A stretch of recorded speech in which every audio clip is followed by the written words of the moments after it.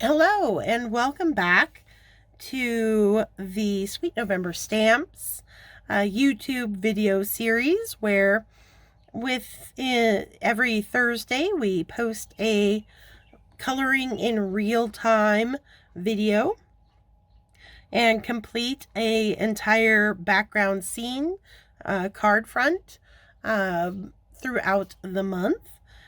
We have been working with the Capri Mermaid Reflections digital stamp and Little Hydro digital stamp, both from Sweet November Stamps. I'm Amy.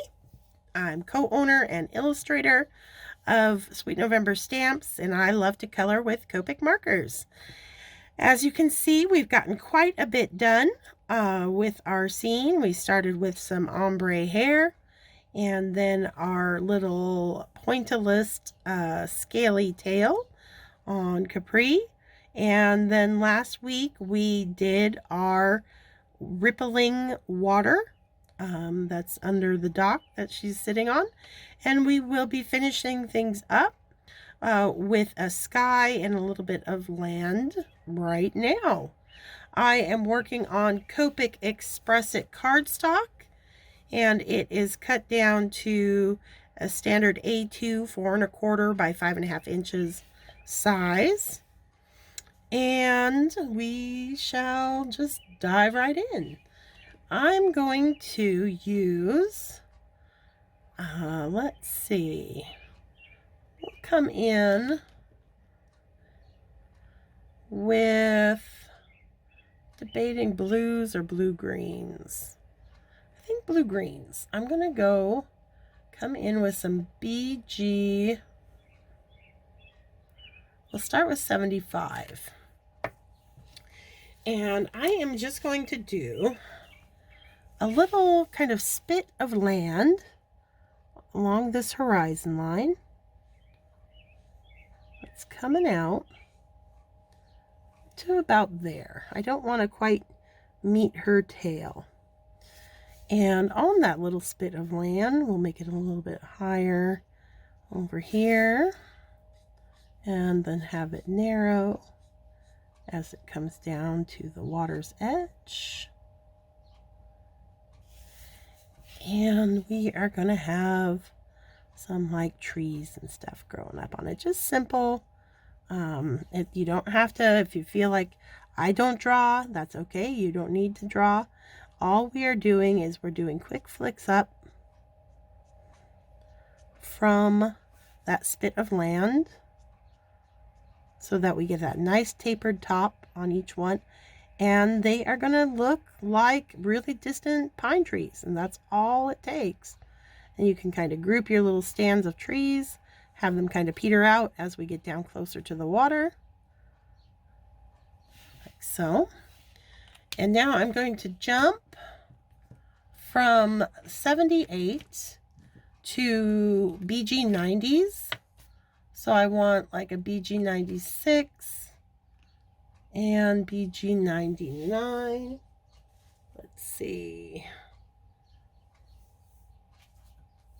if I can find my 96. Sometimes they get put away with my green markers since I use them together so much.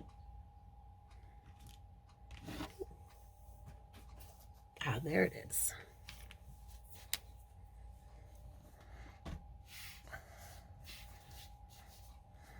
And we'll just continue to darken up our land here. And then those quick flicks, repeat that process. We're just creating layers. That's just going to make it stay simple, but it'll be a little bit more convincing, a little less flat than if we just did it with one color. Right along the edge there. And then finally, BG 99 is going to add a nice dark contrast down low. It's really going to anchor that spit of land, give it some stability. And back up with all our quick little trees. Nice pointy little toppers. So, and then I'll come back while it's still wet.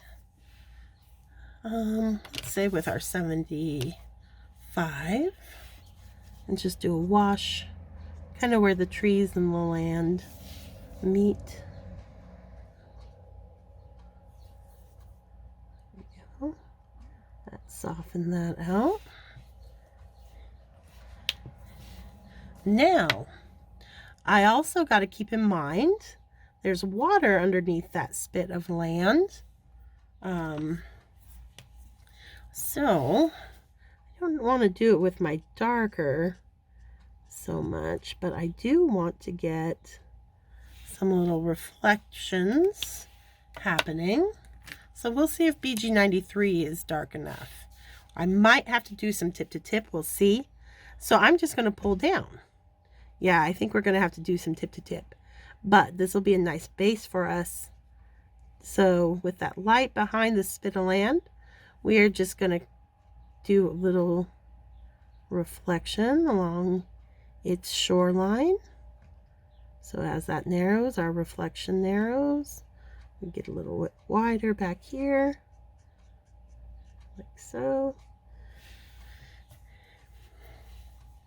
And then I'm going to use the 93 to pick up the 96.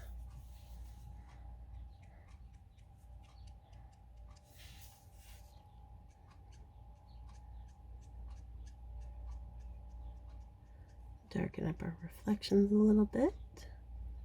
Not too much, but enough. There we go.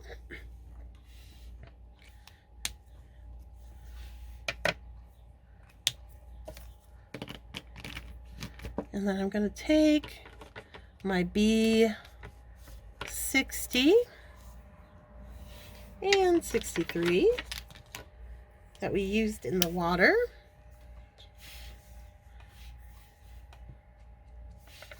And give it a wash over our reflection to knock it back and make it not look like the land so much, but just that reflection of that little spit of land. There we go. It's softened up really nicely. All right. Now for our sky, we're going to be using some of the same colors in the water because, water picks up the color of the sky above it. So because we've gone with kind of a purpley blue water, we want to make sure our sky is similar. It doesn't have to be exactly the same because we are going to be playing with some light as well.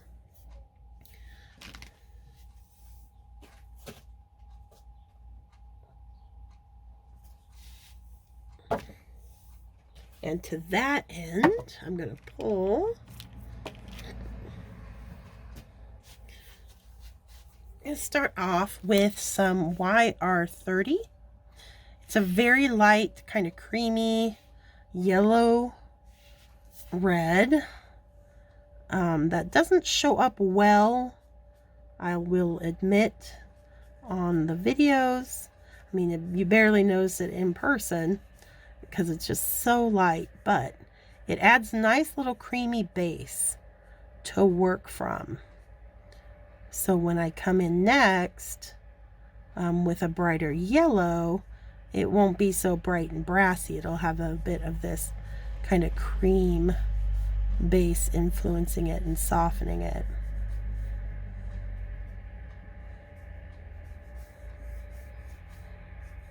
You'll also notice, so my setting sun, I'm not coloring in the sun itself. I'm not adding yellow for a sun. I am actually leaving kind of a halo of white to be that brightest light in that setting sun, because it is when you think about, kind of that solar flare effect. If you ever accidentally kind of look up into the bright sky too much and then you close your eyes. You get those little like white floating dots on the back of your eyelids. It's kind of that same concept where you want your hottest, brightest part to be really white. So I don't color them in yellow. I kind of color the space around them yellow, of sun or moon. So here we come in with a Y000, and that's going to halo that white sunlight, the bright white sunlight. And it's going on nice and soft because of that YR30. And I'll kind of extend it back here just a bit. And I'm also going to add the Y triple just a little bit to this white area in our ripples of water, so that you see a little bit of that light reflecting off our water as well, like so.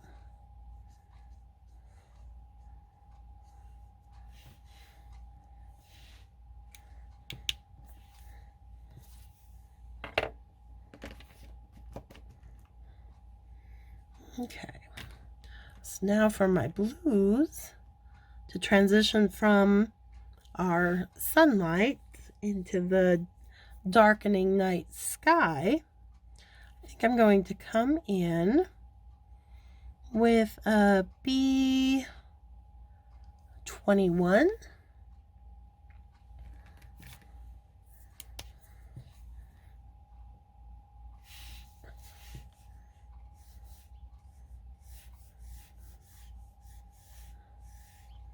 And again, using that side of that brush nib for long, broad strokes that help me from being too heavy-handed. Gives me a nice, soft application of color.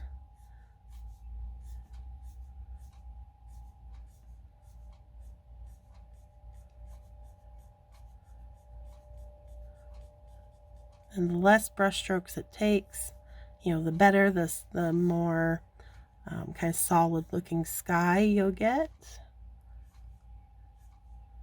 That's why I kind of tend to tip it on its side.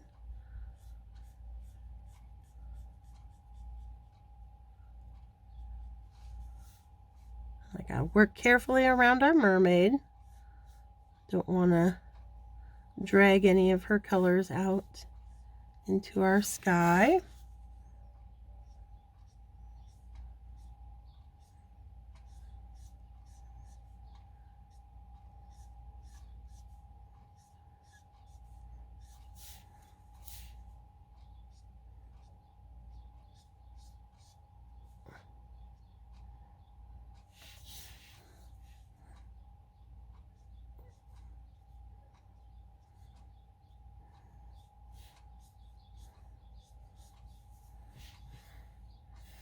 And I'm actually going to come in now with like a B000, so that we can kind of have a nice merging of our sunlight and our sky.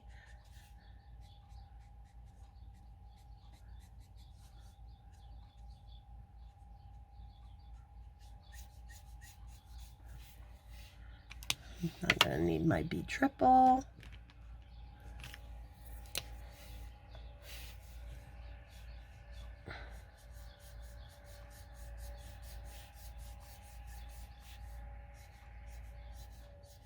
And I'm really letting that cardstock get saturated with ink. And that's going to, once it gets nice and wet like that, it's going to soften all these brush strokes and really give you a beautiful gradient in your sky colors that don't look like just a bunch of rough brush strokes across your cardstock.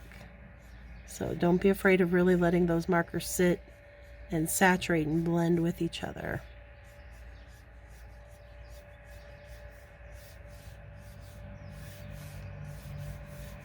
And while that's wet, now I'm going to start coming in with those B60s.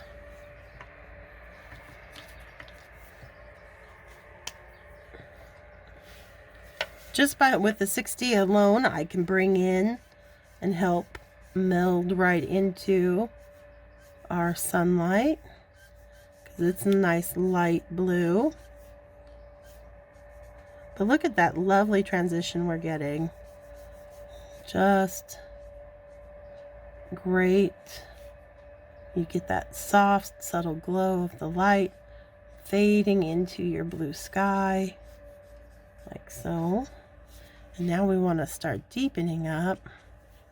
Actually, let's go ahead and put the 60 away for now. We will do some tip to tip, but first I want to lay in some actual B63 up here.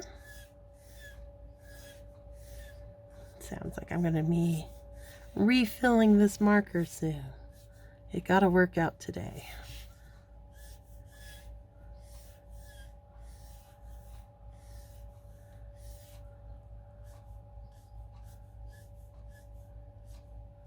And then as you want it to start transitioning into the lighter blues, you loosen up, start having some space, just like on our water, where you just do the more individual brush strokes, where you start lifting your nib so they're narrower, like so, right up to her face.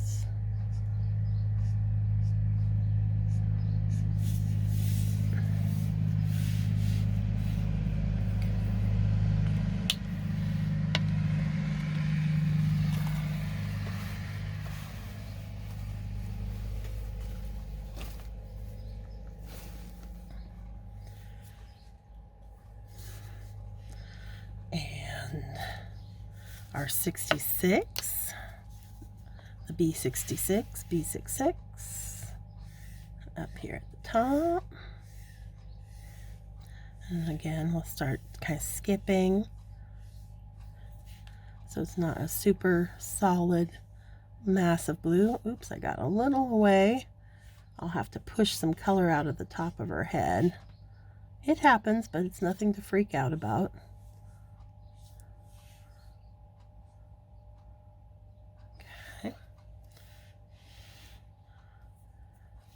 I think we'll pull some color down further here too. Okay. Actually, let's keep that out and start working tip to tip.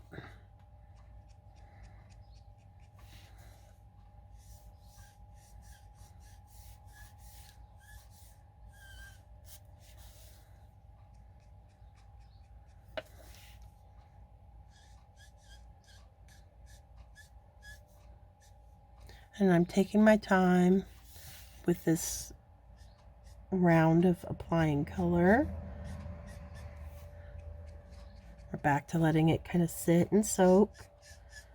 Get that cardstock nice and wet. Letting those colors merge together easier.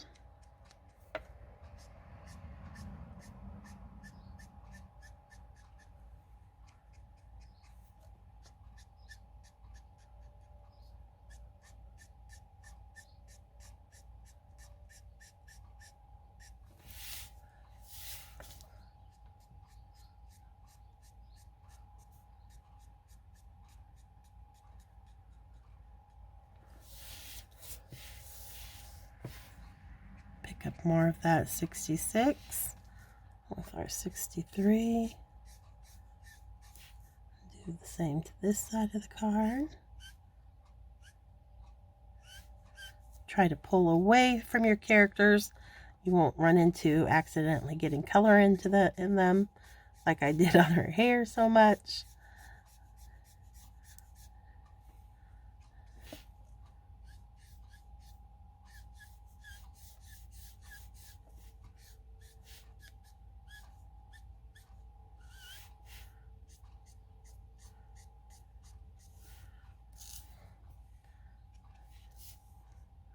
clean up around her a bit more.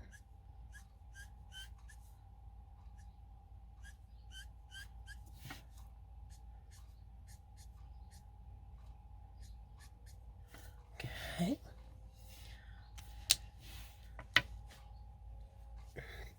Now I'm going to use my 21 to pick up the 63.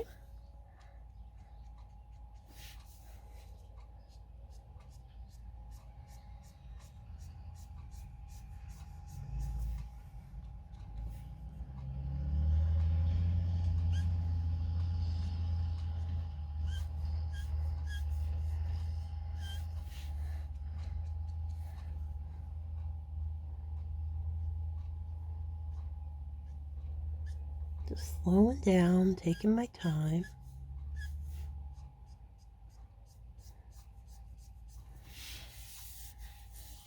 Look at how pretty that's getting in there. And we want to do the same over here on this side now.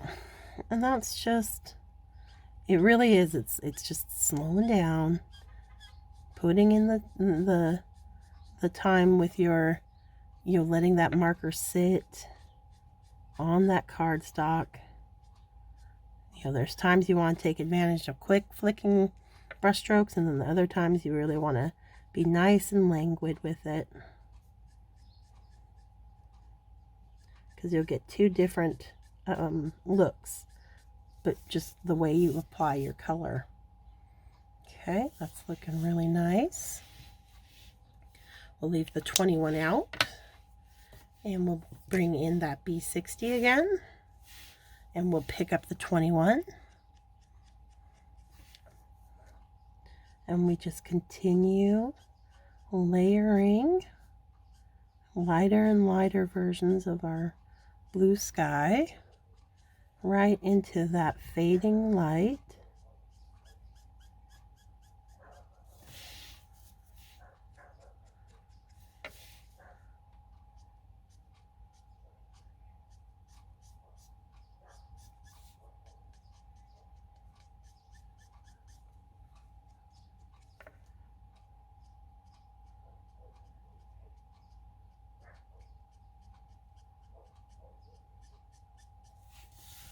Like so.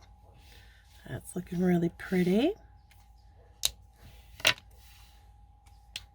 Then I'll come back in with that B triple.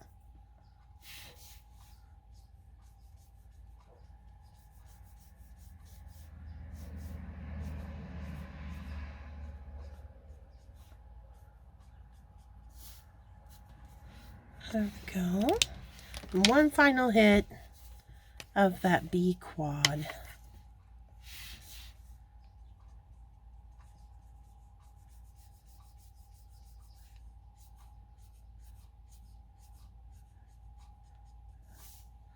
That's really pretty. Okay. So now we just got our finishing touches. I do gotta push that little bit of sky that I got into her hair out.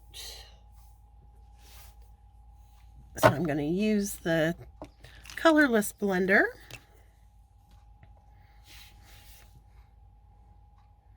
We'll try to get our little high shine back. That should, as it dries, brighten up a little bit.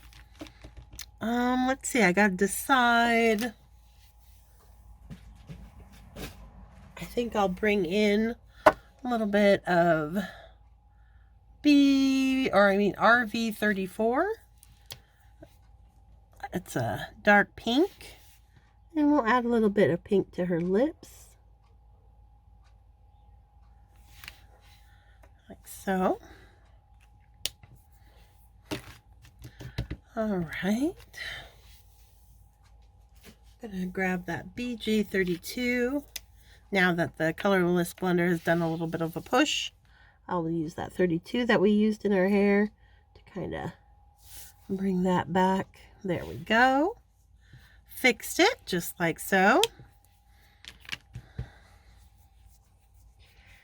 And now all that's left is grabbing either a white gel pen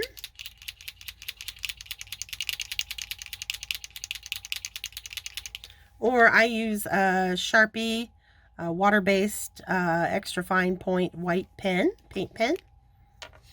And this is that finishing touch, adding the extra contrast to the front of the tail, that extra white sparkle. And so anywhere in that kind of lightest, wherever your lightest area is, you're going to want to add some little white dots.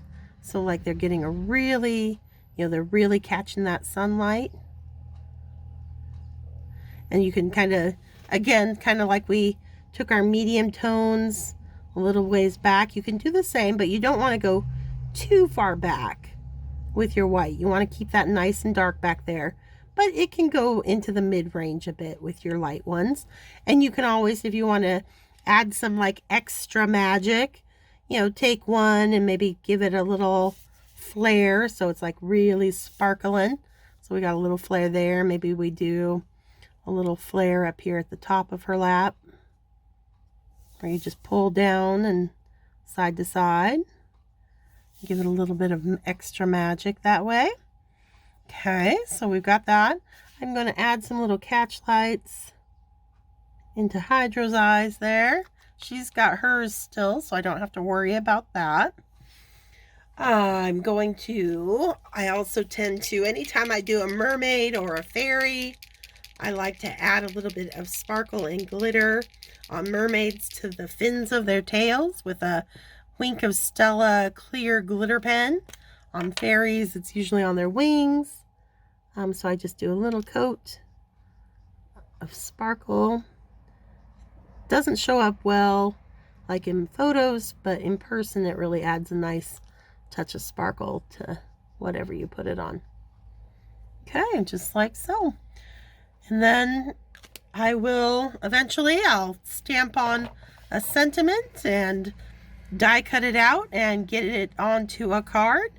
But that is our step-by-step process for completing this kind of evening scene of Capri sitting on a dock in the bay with little Hydro looking on. I hope this was helpful and interesting to watch, and that you enjoy these process breakdowns. And if so, we'll continue doing them month after month.